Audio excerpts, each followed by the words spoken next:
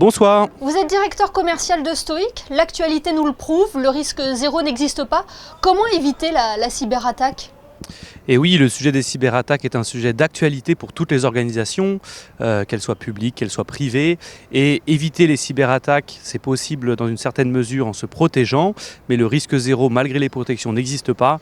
Et donc le réflexe de l'assurance cyber est un bon réflexe à avoir pour toutes les organisations qui sont dépendantes de leur informatique. Quand on voit de grands groupes ciblés et touchés par ces cyberattaques, est-ce qu'il est encore possible de stocker des données en toute sécurité ? Oui, il est possible de sécuriser les données que l'on traite, que ce soit sur des clients, sur des patients, sur des fournisseurs, et il faut les stocker de façon sécurisée, mais les pirates redoublent d'inventivité pour trouver de nouvelles techniques et dérober ces données. Donc, comme je le disais précédemment, le risque zéro n'existe pas. On peut le réduire autant qu'on veut, mais le risque zéro n'existera probablement jamais face au risque cyber. Qu'est-ce que cela traduit de la sécurité de nos données ? Ce que cela veut dire, c'est que nos données sont protégées par les acteurs qui les traitent autant qu'ils le peuvent, mais qu'elles sont néanmoins régulièrement divulguées lors de piratage, comme ça a été le cas régulièrement ces derniers mois, ces dernières semaines. En date, l'hôpital de Cannes qui a été visé par une cyberattaque et les données des patients de l'hôpital, si je ne m'abuse pas, ont été compromises. Quelles sont les cybermenaces actuelles, Tristan ? Alors la menace cyber, elle est multiforme, il y a plusieurs types de menaces qui pèsent. On parlait des données à l'instant, les données peuvent fuiter et être rendues publiques alors qu'elles ne devaient pas l'être. Un gros risque également est celui du ransomware ou rançongiciel en français.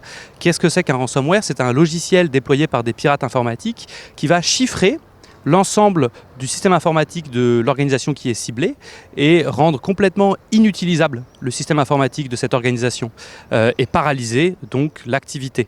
Et il y a encore bien d'autres menaces, les fraudes notamment, rendues possibles par les attaques informatiques. Alors vous, votre domaine chez Stoic, c'est l'assurance des risques cyber des PME et des entreprises de taille intermédiaire, c'est ça ? Tout à fait, chez Stoic, on est une grosse soixantaine de collaborateurs en France et en Allemagne. Et notre spécialité chez Stoic, c'est de proposer par l'intermédiaire de nos courtiers partenaires aux entreprises, aux organisations, un contrat qui va les assurer et venir donc indemniser toutes les conséquences qu'aurait une éventuelle cyberattaque. Et la particularité chez Stoic, c'est que ce contrat d'assurance, il est couplé de façon indissociable avec des outils de prévention, de réduction du risque d'un côté, qui vont faire qu'une entreprise assurée chez nous va être moins la cible de cyberattaque.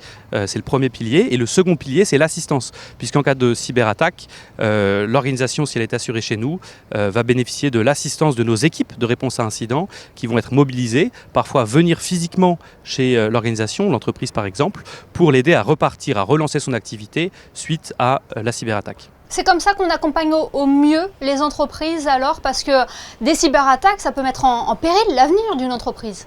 Tout à fait, il y a beaucoup de sociétés qui déposent malheureusement le bilan suite à une cyberattaque et notre produit est une solution 360 degrés face à ce risque. Puisque en amont d'une éventuelle cyberattaque, on va donc la prévenir via la mise à disposition de ces outils de prévention, donc réduire le risque, mais le risque zéro n'existe pas et donc la couverture assurantielle qui vient indemniser les conséquences d'une cyberattaque, elle est très complémentaire à cette prévention. Il y a beaucoup d'acteurs qui font de la prévention, il y a beaucoup d'acteurs qui font de l'assurance. On est aujourd'hui les leaders sur le marché qui combinent prévention et assurance face aux cyberattaques. Et vous l'avez dit, vous êtes déjà présent dans plusieurs pays. En quoi Monaco est un marché cœur de cible pour vous ? Alors, Monaco a un tissu économique très dense avec notamment des organisations sensibles qui collectent et qui traitent de la donnée sur beaucoup de personnes. Donc le marché monégasque nous attire depuis un moment. Et puis nos partenaires locaux, notamment nos courtiers partenaires, nous demandent avec insistance de les accompagner et de proposer cette solution à leurs clients monégasques. Ils la proposaient déjà pour certains à leurs clients en France, mais ils sont très heureux de nous voir arriver maintenant sur le marché monégasque. L'assurance est une industrie réglementée et donc on a dû travailler dur pour obtenir les autorisations nécessaires pour travailler sur ce marché-là qui est maintenant vraiment un focus important de développement pour nous. Eh bien merci Tristan Fradet d'avoir été notre invité ce soir. Merci. Merci Émilie.